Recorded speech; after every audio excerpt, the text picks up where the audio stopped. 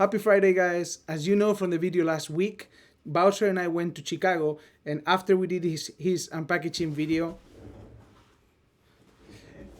we were able to contact some of the photographers that Dan recommended to interview from Chicago, and we had a long conversation with them. This is not a regular video. I don't usually do almost an hour long videos, but this one was worth it because the conversation was super interesting. So I thought you guys would like it to get a little bit more in detail.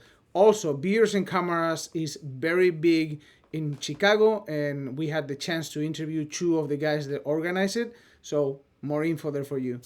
Thank you so much for watching, and comment. No, not this time. We've been spending a few days with Dan here in Tamarkin, and we wanted to show you guys what inspires some of the photographers around town. Dan has a relationship with these people. Beers and Cameras are heavily involved in this too. They have planted the seed here of the photography community, and a lot of these people are joining. And if you guys encounter yourself in Chicago, please try and find some of these events.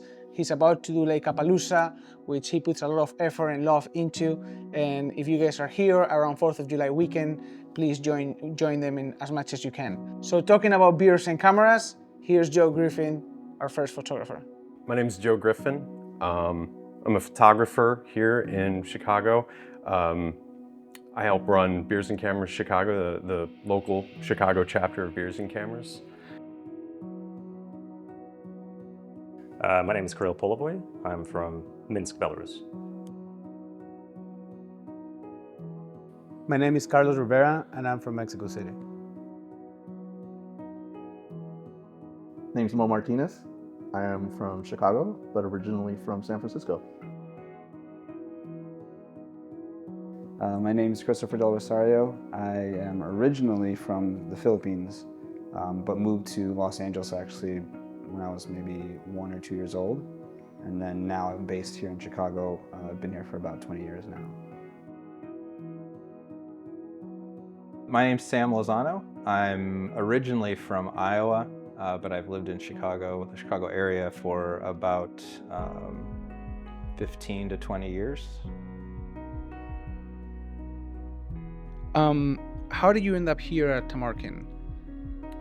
For the Chicago area, Tamarkin Camera is really a mainstay for Leica aficionados, for camera lovers. So for me, it was about being a part of the community, which is so much a part of Beers and Cameras. So even from the beginning, and Dan can probably corroborate this, but we started just a little over 2 years ago, and one of the first companies I reached out to because I knew I needed to collaborate with him was Tamarkin Camera with Dan. And then when you come in here, when you see the shelves and the books, and you meet Dan and you talk with him, you realize that this is an experience like none other. It's a Leica experience, but it's an experience for those who love the craft of photography. I think photography has always been part of my life since I was a kid. My dad always had cameras around the house. We had old school Zorky, which some would know is a complete replica of a Leica. So the Leica aesthetic has always been kind of part of my life. And I think maybe 10, 15 years ago, I just ended up at one of the gallery openings. Dan and I hit it off. I think we even did an opening, and then my wife actually got this camera for me on our wedding day, which is, that makes me really remember the wedding day for the rest of my life. The first time I heard about Tamarkin was looking online about Leica in Chicago, because Leica is my dream. It's my favorite brand. It's like what it means. But then I met Dan, and I got closer to, I came to this place through Beers and Camera, which is like a collective of photographers that love beers and cameras. Found him in 3 years ago. I'm big into camera culture, photography culture here in Chicago, and his name popped up, and as every camera nerd's like, oh, Leica, let me go check him out. And then last year I came to one of his photo walks and kind of became friends with him. I think it was just, you know, the Leica community. You know, we don't have an official Leica store in Chicago, but I had my first Leica M6 in like 2011, and since then I kind of just been a part of the community, and I think Dan Tamarkin is just like the center hub of that community in Chicago. I have known Dan for probably about 10 to 15 years, I would say. About when I first started shooting Leica. Obviously, you're going and you're looking around at the best resources that you can find, and I think I started with a Leica M3, and then found Dan's place and immediately just started falling in love with the system even more, I would say. And then through the years, just kept in touch. I know Dan pretty well by now. He's obviously let me have the show that's going on here, and yeah. How would you define your photography style? My photography style is sort of all over the place, but I come from sort of a more simple observational place. I started just taking family photos and got into landscape, but I'll admit that that's shifted, and especially since starting the Chicago chapter of Beers and Cameras, because what I do there has so much to do with people. My recent work and my recent passion is about mostly capturing portraiture, but I think I come at it, I think I definitely pull on where I started from. I kind of look at people in the space, whether it's the street or in a park, as if it's a landscape. So for me, we're all sort of rocks and trees and different, you know, pieces of the natural environment wherever we are. So obviously there's more action, there's more life with people, but I think that's what's amazing, and I love having those connections with the people that I take photographs of. So whether it's, you know, I kind of look at things as either fiction or nonfiction, you know, the unobtrusive, just sort of, you know, taking the street shot of somebody while they don't know I'm there. That's, I think of that as, that's nonfiction. It's depicting, you know, historically what happened in that time and in that place. And then I do enjoy, you know, the prompted portrait as well. And to me, obviously, they know what's happening. They're a part of that experience. It becomes fiction at that point. They're still themselves, but the moment isn't what it was if I was not there. You know, I've created this moment where the person is giving me who they are. Yeah, I think initially I kind of thought of myself as a street photographer, but now I kind of feel like it's more documentary, so it's not as constraining. Today, the way that street photography is defined, it's a bit of a weird term. It's a bit dirty in my opinion. So I try not to limit myself, and wherever I want to be, I just take a picture. I just don't like being inside too much, so doing stage photos, commercial type of work. For me, it's spending as much time outside as possible. So that's what I enjoy. So mainly I shoot black and white. I will say that my style is street photography. I love contrast. I love contrast in any way, like black and white between light and shadows, between different colors. Sometimes I shoot with color, or it could be emotion or textures. Like contrast is my main thing. And the thing that is more noticeable in my style is like, I have a lot of influence in architecture. Architecture is my background. So all my frames, I'm obsessed with the frames. Everything has to be straight, center has a balance, symmetry. I love all that. And the other thing is like, most of the times I love to isolate my subjects. So in a crowded place like Chicago, it's really, especially downtown, it's really hard to isolate one person, but I try to do it, and not through editing. It's like I just try to find one subject and isolate it and frame it in the architecture of the city. So there's two styles. So I'm a portrait guy and I'm a street guy. If I had to define it, I would say my portrait is trying to get the most real representation of who it is that is in front of me. And with street is finding the humanity in a scene. I think the definition I would use is it's probably documentary. That's the love of my, like the core of my photography and everything I do. So I do shoot weddings and a couple other things that, you know, for professional work. But it always comes back to documentary style of photography, even in my weddings and in the streets. So I kind of learned a lot of the stuff doing street photography, and I applied that to kind of everything else I did. So my photography style is street photography. I like to say that because it's very generic. It's a general term. It means everything to everybody. It lets me kind of have a lot of freedom in where I go and how I shoot and how I say things, which is something that I really, really like. So if you had to pick one thing, what inspires you to shoot and how did it start? My interest in photography was sort of just out of curiosity, honestly.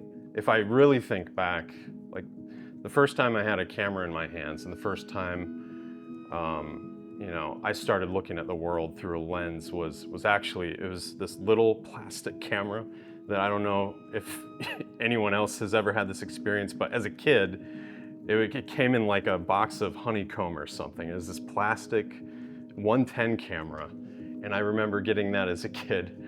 And my dad got me a little canister of 110 film to load up in it. And my interest in capturing moments probably started there. And then from there, you know, living in Chicago, it was like, there's too much to see. There's too much to experience. And so I just naturally took to going into the streets, going onto the subway. I remember there was one blues guitarist who was playing on the Red Line right in front of the train, and it was whirring past him. And I had my K1000, and I have a whole series that I took of that. And I loved those photos so much.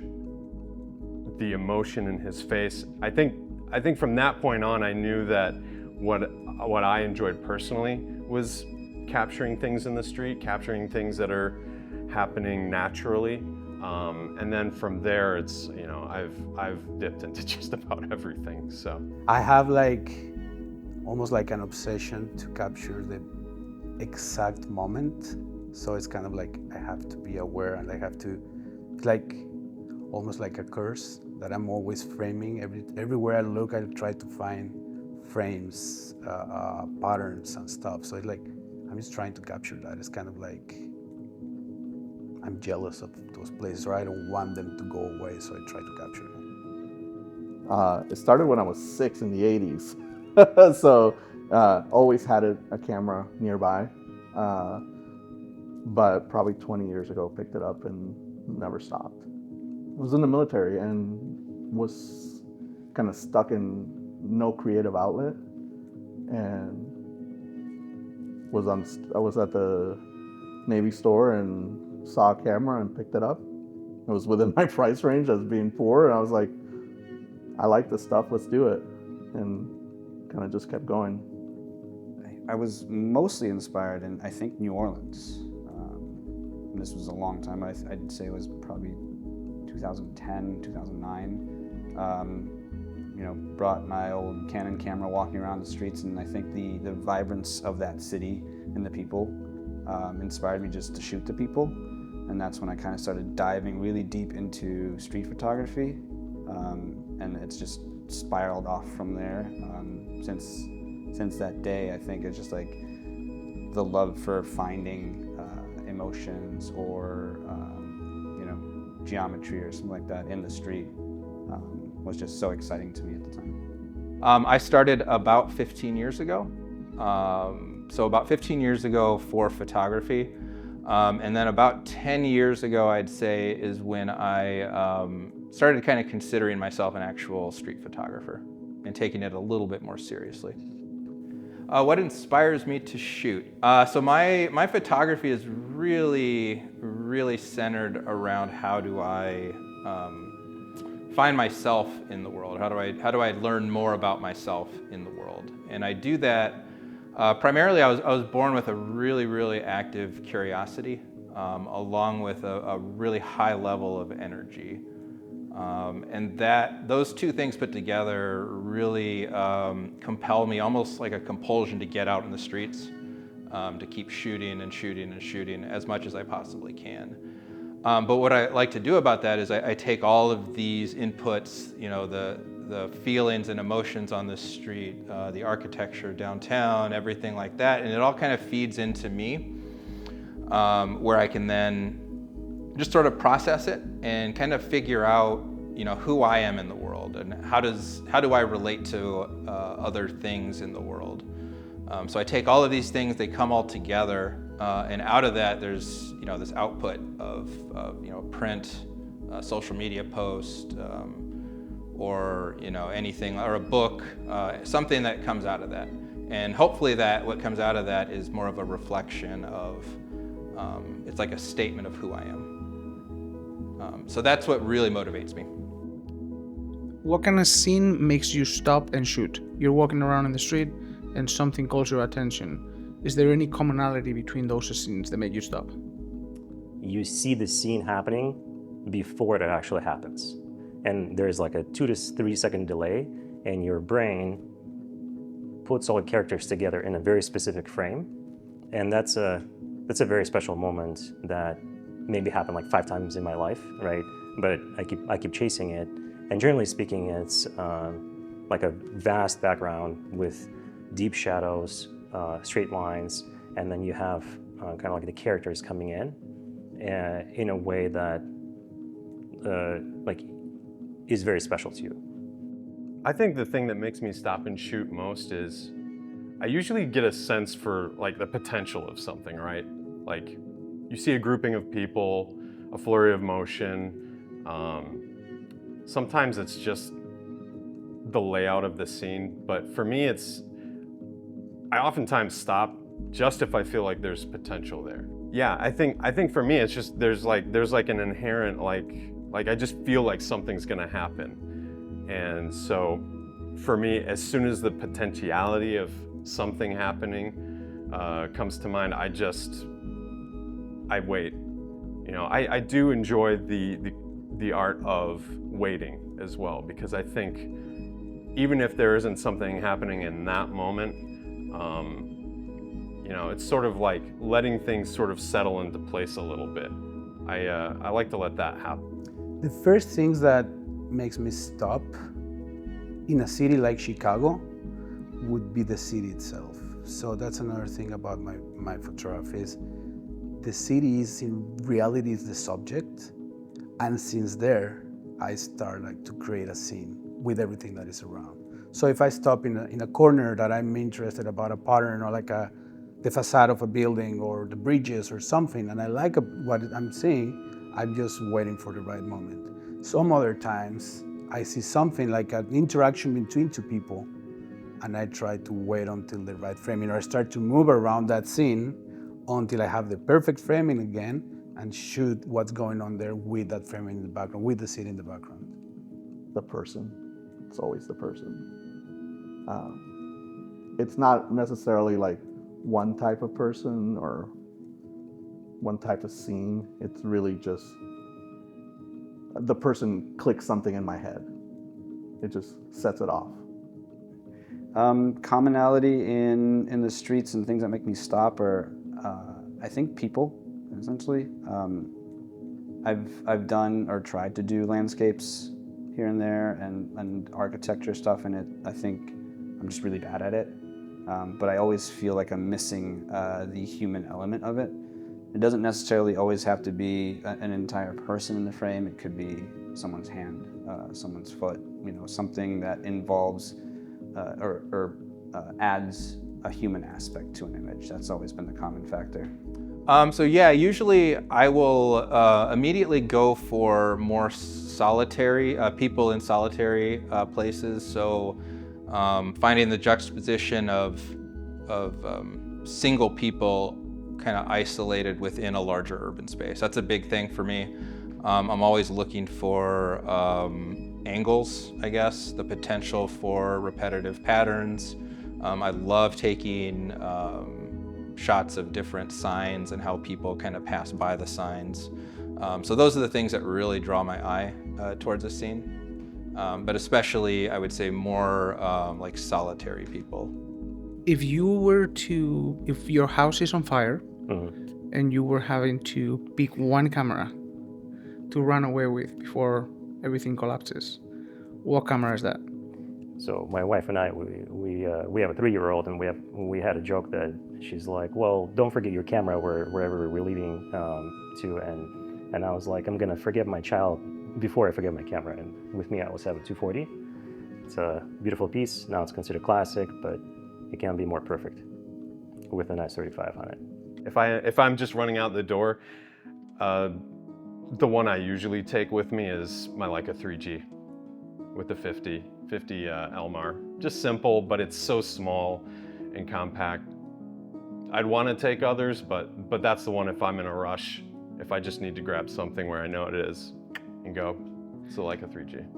Probably the one that I just mentioned that I bought in 2001. It was a cheap camera. I think it's a Vivitar 3200 or something. It was like full manual camera, just a light meter.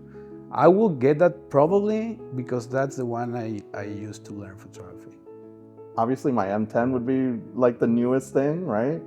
But I love I have a Instax that's modified with a Mamiya press lens. And that would be probably right up there with like, which one can I grab first? Which one's closer? It's definitely this, the Leica MP.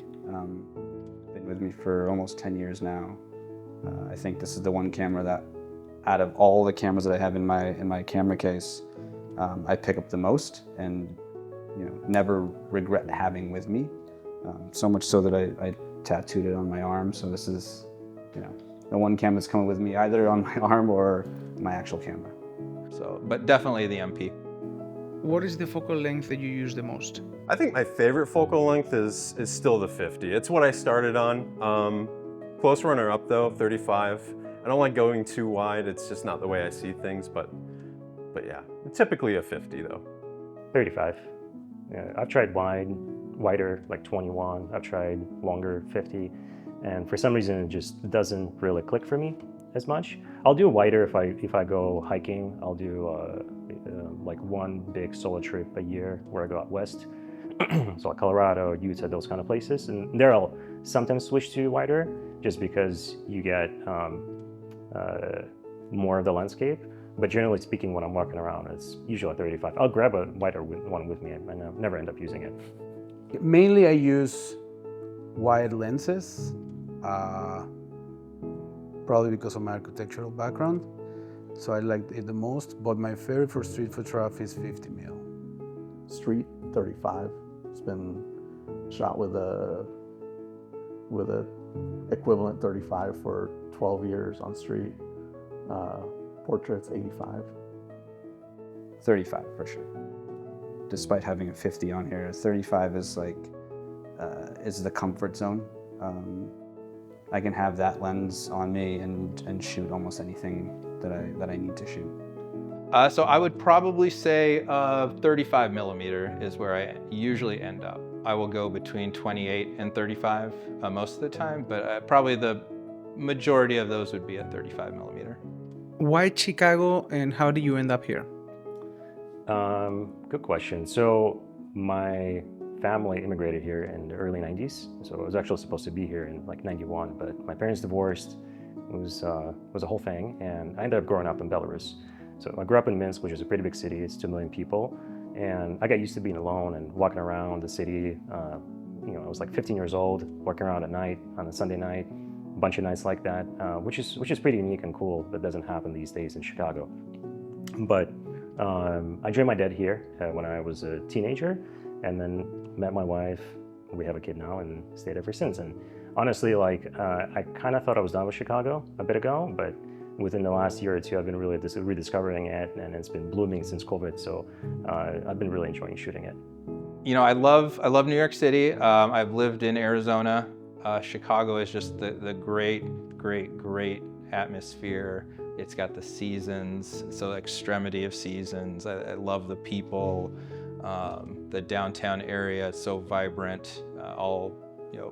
All the neighborhoods, all the multicultural aspects of it. It's great. You can go anywhere and pretty much get a slice of life.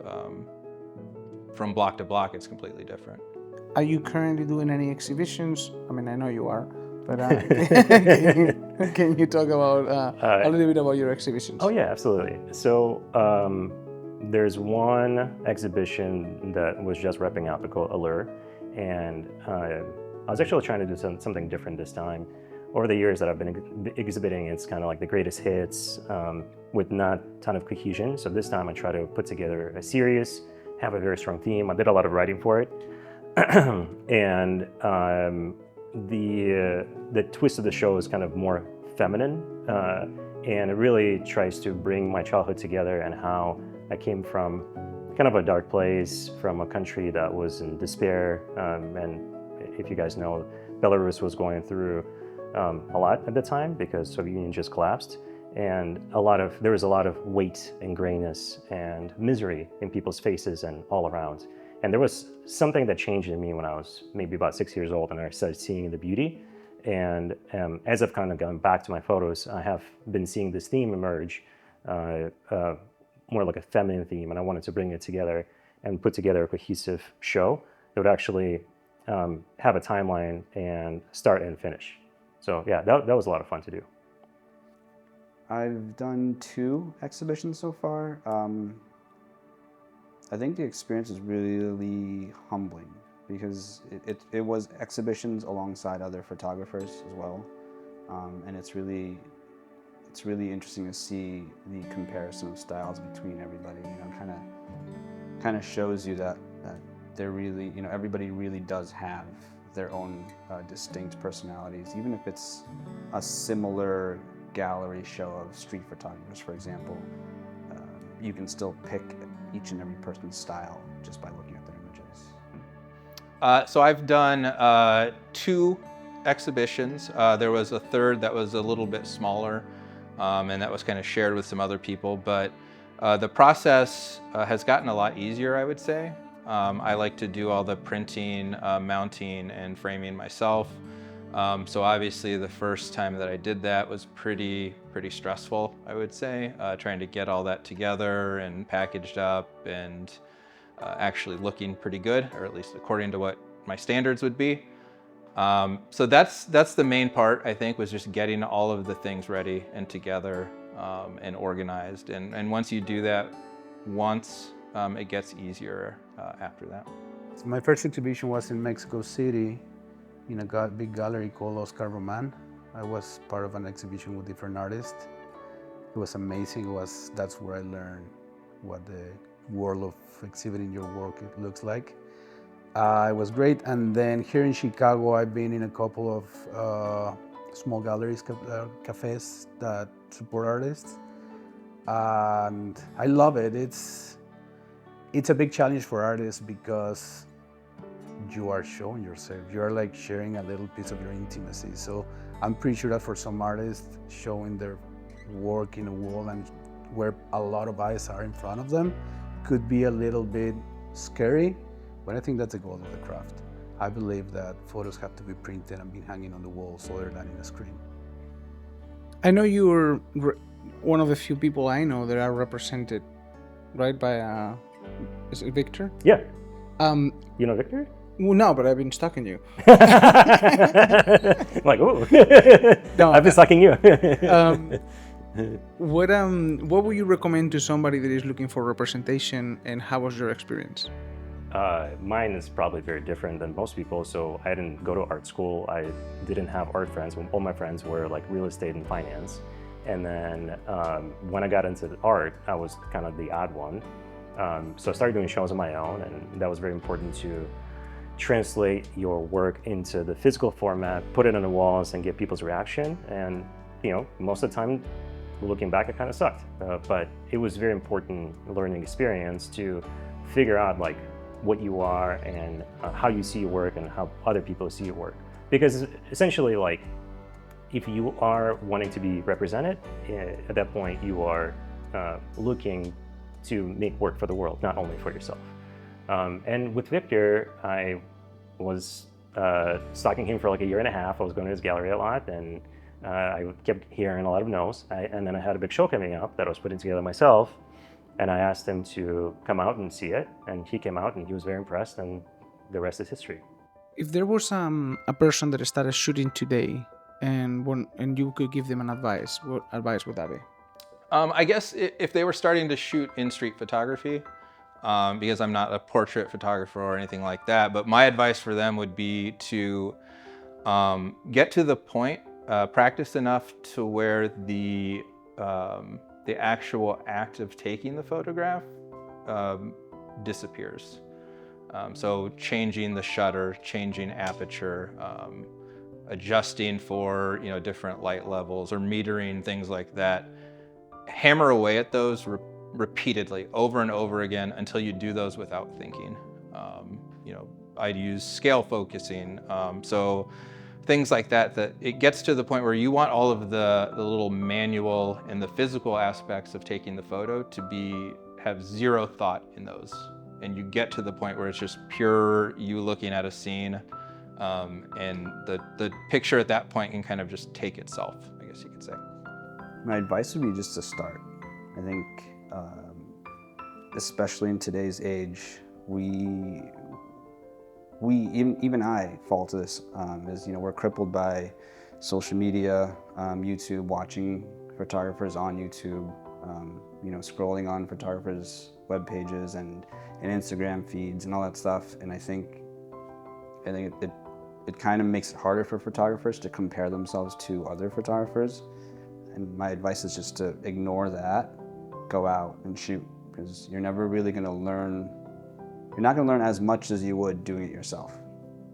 I'm pretty sure every photographer would say this, but it's true. It's learn the basics. People, I believe that nowadays are forgetting a little bit. There's some urgency and immediacy of being online on Instagram and getting likes that they just forget about the rules and the theory of photography. So I will tell them, like, just learn the basics, learn your exposure triangle, learn your composition, be intentional. Like, in general, be intentional. I think a lot of people get caught up in gear, and I know it's cliche, but the best camera is the one that you have with you. I am kind of against phone photography just because I think it's distracting, and not in the sense that you can't make good photos. I think you can make good photos with any kind of piece, but having a camera really separates you from everything else in your life and really focuses you on capturing the moment and making the art that you want to make. So I would say just start somewhere and play around with it, and don't worry about it too much. A lot of people just get too much in their heads. So go shoot, get some volume, and then start seeing, like, what is it you like? What kind of artists do you appreciate? What kind of style do you gravitate towards? Study them pretty aggressively. I have tons of books from Magnum Agency of all the different artists, and I have been unsuccessful reproducing their style, but at the very least, it's in the back of my mind, and I can kind of see it when I go out the street sometimes.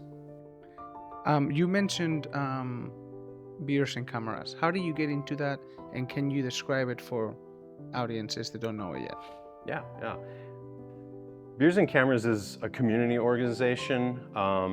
It's very casual. We get together once a month, and we talk about beers. When we talk about cameras, we have some beers. We play with cameras. It's really just a way for photographers and for anybody interested to come together and share their passion for creating images. I'm really proud that the Chicago chapters really blossomed in the past 2 years. We're not the youngest chapter of Beers and Cameras, but we're certainly one of the newer ones. And the community reaction to what we are has been massive. And we started out and it was just, a handful of people, maybe 10 people meeting up for drinks. And now easily between 60 and 80 depending on what we're doing. It's really amazing to see how big and how passionate the photography community is here in Chicago, and so much talent. There's so many people, all walks of life, and it is just amazing to see the people come out and show who they are and just get excited for what it is, whether it's, you know, shooting a Leica or a Holga. I mean, we have people from every level of expertise, from people who just got a camera or are using their cell phone, up to people who are working professionals. I guess we can start from the beginning. How I got involved was kind of, we had this giant meetup here that was sponsored by Beers and Camera in Los Angeles or San Diego, I believe, in the Darkroom Lab, and they all came here, and you know, meeting that community and seeing how big the community was in Chicago, that I didn't, you know, there's probably 90 to 100 people that I've never met before in my life, but we all have, you know, commonalities between each other. And then I actually met Joe Griffin, and me and him kind of had the same idea. We've been talking about doing a Beers and Camera Chicago chapter separately because we didn't know each other at the time. And when we met and talked longer, we kind of just made it a reality. We wanted to have a place for everyone to feel comfortable, you know, be inclusive, and really, you know, show people that there's a pretty big community in Chicago, and that we can really organize really well and have a lot of fun. Yeah. I got laid off from my then day job and was kind of lost. Didn't really feel like I had an outlet for either photography or whatever. And it kind of aligned that I ended up going to one of the Beers and Cameras events that I found through the Instagram. And I was like, this is my home. Just kind of started chasing that, and basically have been going to every one of them for the last year and a half.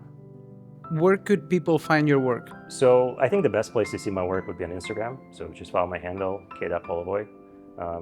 I try to be pretty current there. Yeah, you can find me on Instagram. My personal handle is Grifter, Grifftur, and Beers and Cameras Chicago for all things Beers and Cameras Chicago. Instagram, social media, carlosrivera.mx, and you can go to my website as well, carlosrivera.mx. On my website or Instagram obviously gets updated the most. SFMO, SFMOE, or Streets of Mo for street photos. My work is mainly on Instagram, my website. I think those are the only two places, and YouTube. My name on Instagram is mine, Chris, with 4 I's and 4 S's. My website is christopherdelrosario.com, and my YouTube, I believe, is CDELRO. I'm on Instagram probably the most. So that would be @sam.lozano on Instagram. Folks, it's been a real pleasure to show you this little glimpse into Tamarkin Camera and our Leica universe here in Chicago, and to introduce you to some of the photographers, just a few of the photographers that we have the pleasure of hanging out with on a regular basis. So next time you're in Chicago, please join the Tamarkin Camera and Leica family and come to visit us. You can find us online at tamarkin.com. You can call us on the telephone, if you wish, at 1-800-BUY-LEICA, that's 289-5342, or on the World Wide Web at info@tamarkin.com. And we look forward to talking with you and meeting with you and learning about you and your photography. So please don't be shy about contacting us and asking any Leica question. And hopefully one day soon, we'll meet and can introduce you to some of the terrific folks that we have here in our Leica family in Chicago. Thank you so much, Dan, for hosting us for the whole weekend. It was great to find out about the Leica universe in Chicago. We had a lot of fun talking with these 6 photographers from the area. And if any of you is in the Chicago area, please consider joining them for Leicapalooza. If you guys like this video, please comment, subscribe, and like, so we can create more videos like this and find inspiration from our favorite photographers. Bowser, that is your cue. See you next Friday.